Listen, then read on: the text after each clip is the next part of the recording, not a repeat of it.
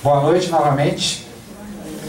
Eu vou tentar hoje ser mais breve do que eu costumo ser, né, para não judiar de vocês nesse frio. Bem, hoje eu escolhi um capítulo deste livro, que é o último editado pela editora aqui do Grupo de Umbanda Triângulo da Fraternidade, que se chama Apometria, os Orixás e as Linhas de Umbanda. E eu escolhi o capítulo 12, que trata de merecimento, é o título do capítulo. E aí eu escolhi um pedacinho aqui para a gente começar a nossa conversa. É um pedacinho de um relato de um atendimento que teve aqui. É um parágrafo bem pequenininho. Atendimento, técnicas e procedimentos. Com os campos abertos e tendo feito o rebaixamento vibratório, não houve manifestação mediúnica, sendo observado o não merecimento de fulano de tal, só tem as iniciais, né? Em relação às suas queixas. Mas percebeu-se a necessidade de recolhimento de sofredores que foram presos nos campos de magia indevidamente, isto é, infringindo a lei de Xangô com o próprio benefício.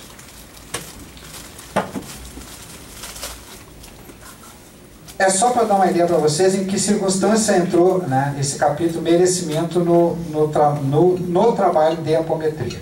Ou seja, eles estão num caso, atendendo uma pessoa, a pessoa fez a triagem, né, relatou os seus problemas, o que ela estava querendo buscar com aquele atendimento, e no atendimento não aconteceu nada. Né? Os médiuns videntes não viam nada, né? As entidades não se manifestavam, ficou aquele vazio. E quando isso acontece, o grupo sabe que acontece, não é por acaso, é porque não é para acontecer nada mesmo. Né? Então se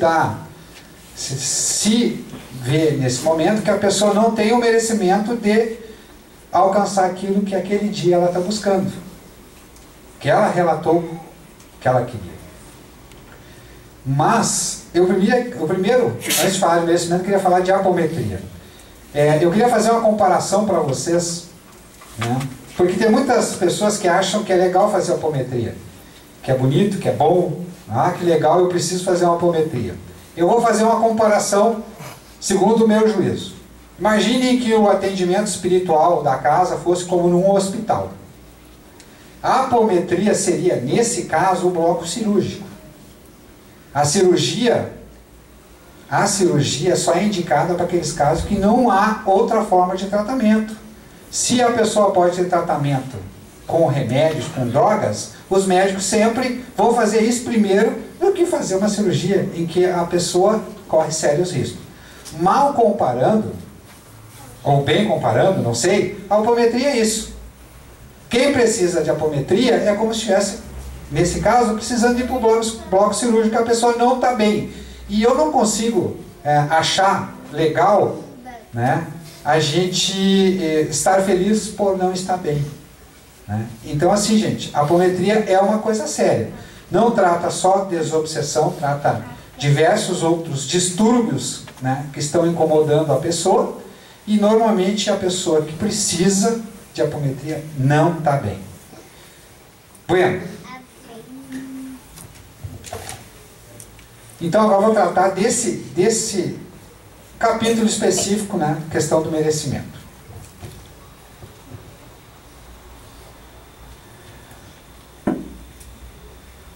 O que é, no final das contas, merecimento? Eu procurei um conceito na internet e achei um assim bem curtinho. Aquilo que torna alguém ou algo digno ou passível de receber prêmio ou castigo. Bem, já é a primeira coisa que a gente tem que notar. O merecimento, ele pode ser como prêmio, pode vir para a gente como prêmio ou como castigo. Então, assim, no caso da apometria, a pessoa não teve merecimento de alcançar uma coisa positiva, um prêmio, que é um atendimento que afastasse aqueles problemas, eventualmente, que ela achava que ela tinha. Né? Ela ia ter um merecimento no lado positivo, né? Se ela tivesse merecimento, ela alcançaria um atendimento. Mas, no caso, ela não tinha.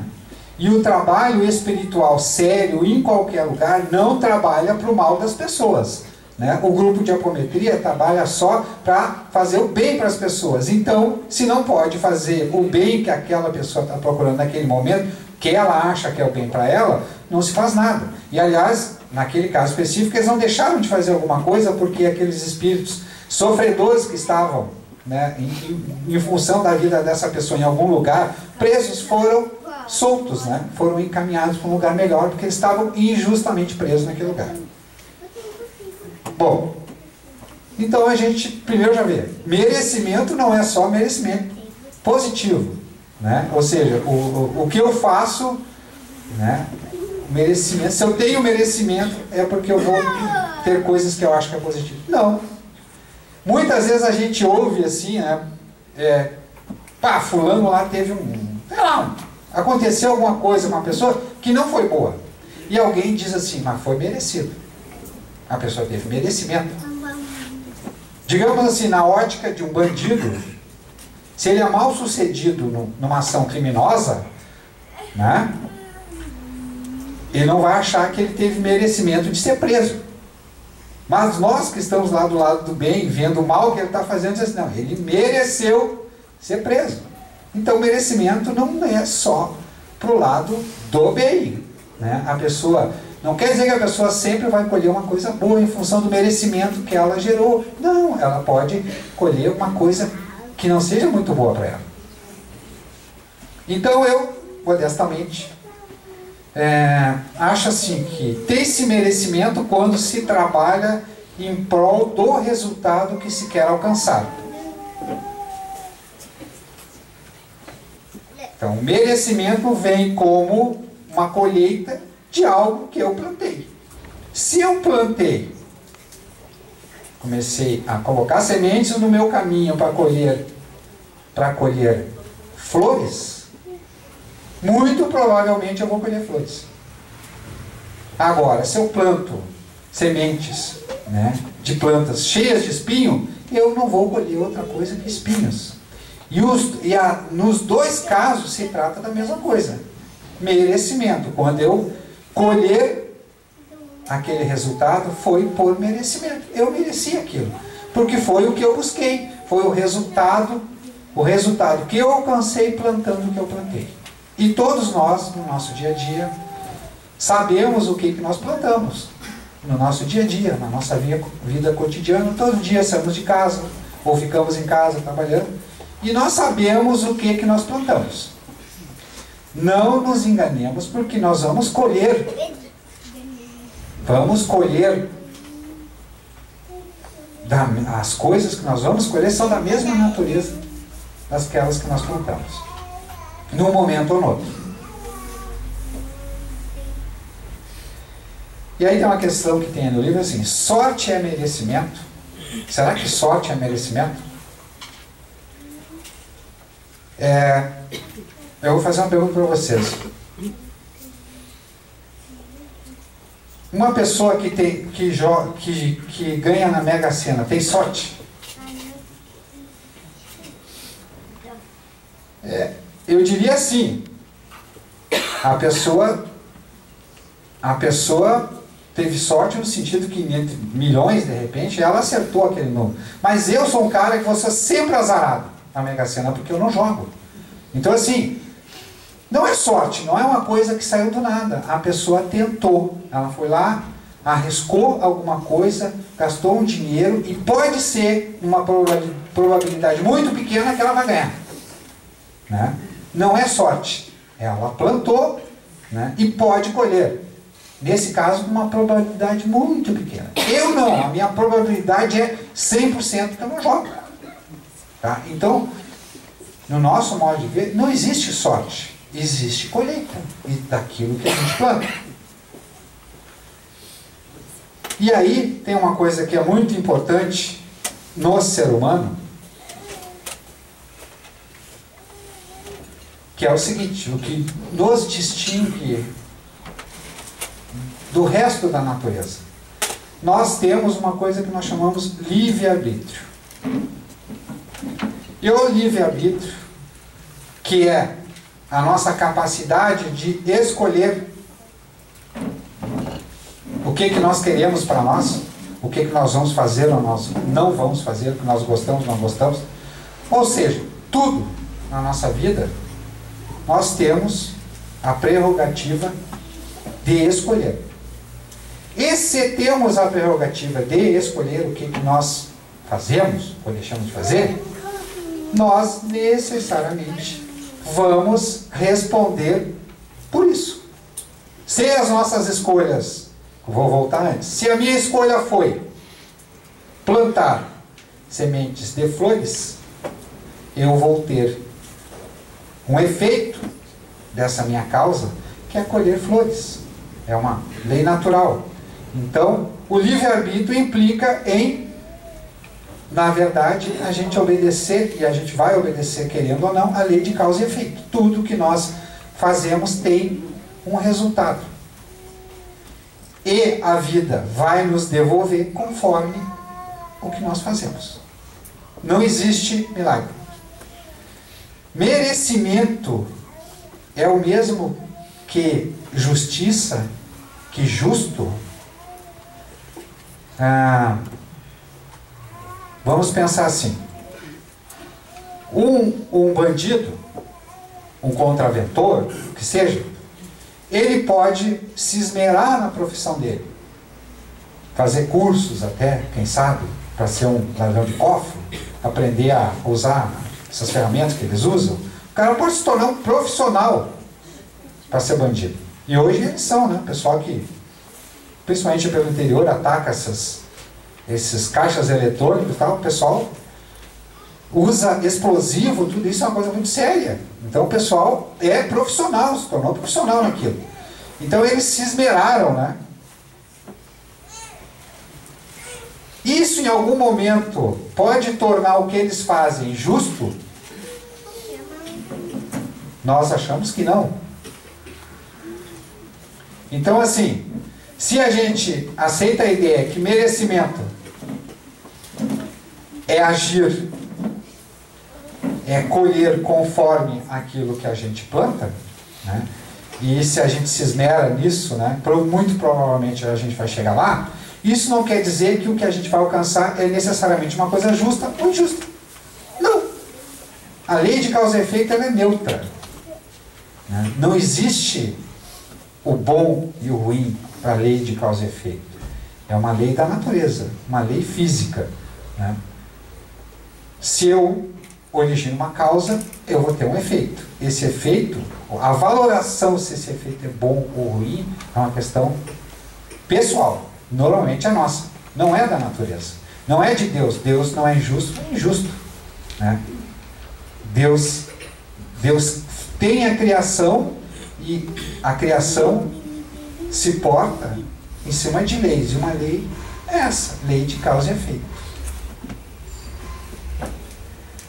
E os trabalhos espirituais, né?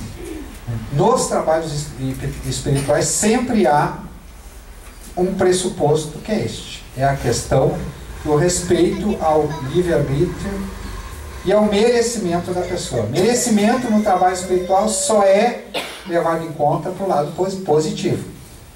Será que nós podemos agir, né, em prol dessa pessoa de uma forma positiva? Mas é o seguinte, quem é que faz esse juízo? São os médiuns que estão trabalhando ali? No caso do grupo de apometria, eles fazem uma triagem. A triagem deles não é um juízo de valor, se a pessoa merece ou não alguma coisa. Eles simplesmente na triagem vão avaliar se é caso de apometria. Porque se eu vim aqui, por exemplo, com uma unha encravada, eu devo vir na terça-feira, que é teriatria para a saúde, e não na segunda, que é apometria, né? Mal comparando, é isso? Então assim, o que eles fazem é um juízo, é só para ver se é caso de apometria.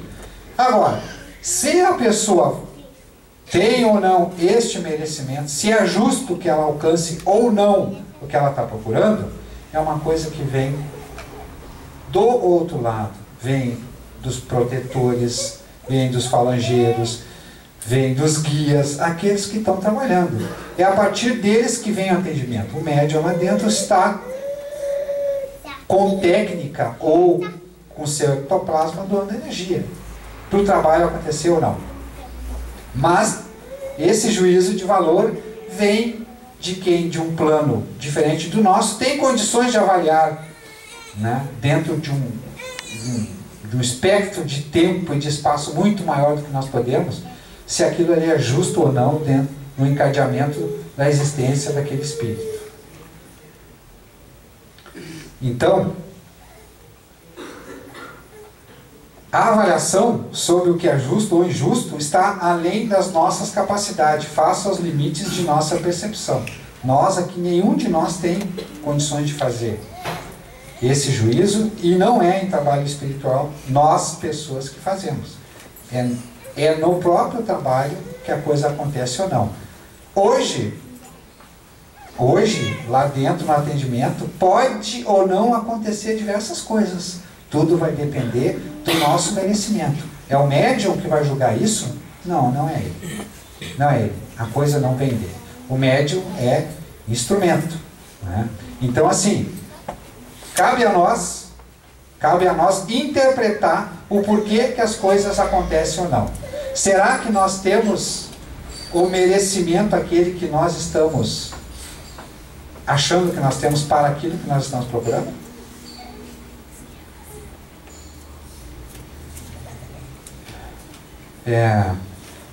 Eu achei um parágrafo assim, que é muito interessante, né?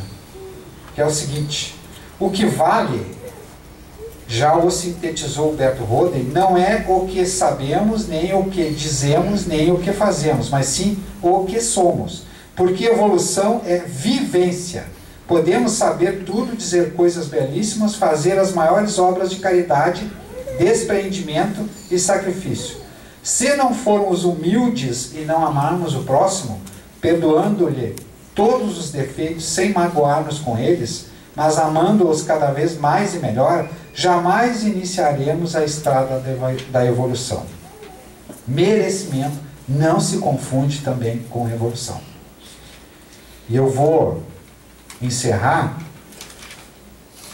com um texto pequeno que uma vez eu vi em algum lugar, que eu acho muito interessante, tem a ver com isso. Porque o importante para mim é o seguinte: não importa o que nós fazemos na vida, que nós demos sempre o melhor de nós naquilo que nós estamos fazendo. Então o título é esse: dê sempre o melhor. Dê sempre o melhor e o melhor virá. As pessoas, às vezes, são egocêntricas, ilógicas e insensatas. Perdoe-as a si mesmo.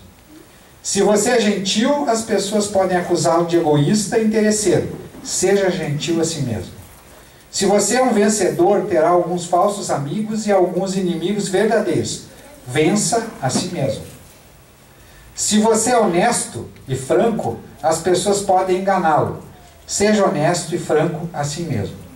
O que você levou anos para construir, alguém pode destruir de uma hora para outra. Construa a si mesmo. Se você tem paz e é feliz, as pessoas podem sentir inveja. Seja feliz a si mesmo. O bem que você faz hoje pode ser esquecido amanhã. Faça o bem a si mesmo. Dê ao mundo o melhor de você. Mas isso pode nunca ser o bastante.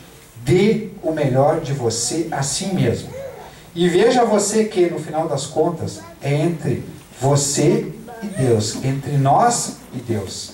E nunca foi entre nós e eles. É isso, obrigado pela atenção.